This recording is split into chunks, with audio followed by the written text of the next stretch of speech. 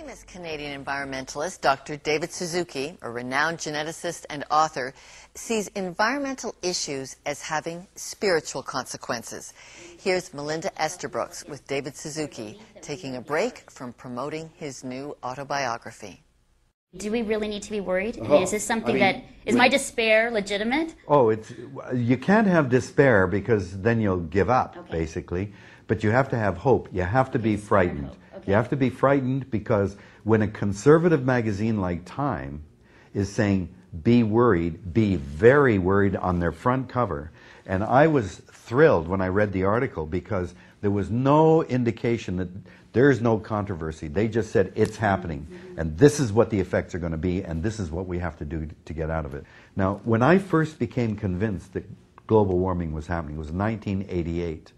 Up until then, I knew about it, but I thought, oh, no, it's too far away. Then a guy sat me down, and he just showed me what we knew in 1988.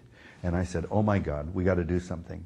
But back then, I still thought it was going to be 100, 150 years before it would kick in.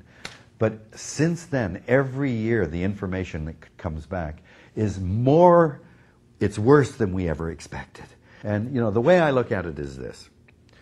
Wayne Gretzky grew up in southern Ontario, and he learned to play hockey because his dad used to make a rink in the backyard every winter, and that's how he learned to skate.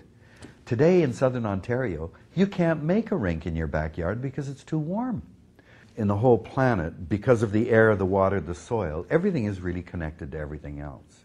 We're all connected through the air. We're connected through the water cycle that is constantly rolling around the planet. And when we live within an ecosystem, we are sharing that air, water, and soil with other creatures.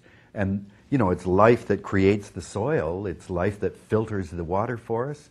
It's life that changes carbon dioxide for oxygen. So we're still a part of a much bigger system. But we tend, since most of us in Canada especially, over 85% of us live in big cities. And we think, oh, well, we're not like the other. We don't need nature. You know, I was at TVO 2 days ago, and a woman was gushing all over me, and she said, you know, the only thing I don't like about you environmentalists is my kids are always coming home with these insects and things, and I go, ugh, get those things. And I said, that is exactly the wrong thing. You're teaching your children to be afraid of nature. But they share the planet with us, and they're part of what keeps the planet alive and healthy for us. But in a city, we think, oh, no, we don't need nature. And what happens then? Our kids don't know when you turn the tap on, where does it come from? When you turn on the lights, where's the electricity come from? When you flush the toilet or put the garbage on the curb, what happens to it? Kids don't know that. So then it's easy to say, oh, well, it's the economy that delivers that. If you've got a strong economy, you can get clean water and lots of energy and garbage service and all that stuff. But of course, ultimately, all of that comes from Mother Earth. Mother Earth is what gives us our energy and gives us our food and gives us our clean air. And when we're done using whatever we use, we throw it back into our mother. So I think that it's important to realize everything is interconnected. And when you see that we are a part of this great community of organisms, then you realize that there are sacred places all over the planet. And we go there with reverence. We don't go looking for opportunities and something to cut down and use. So it's just that attitude of being a part of a greater system and greater humility and understanding how nature is who we are and where we will go after we die. Even the vast bulk of evangelicals in the United States have said, look, the earth and everything on it is the creation. This was God's gift. Whether it's whether your God is a Christian or a Muslim or a Jew or whatever, it doesn't matter.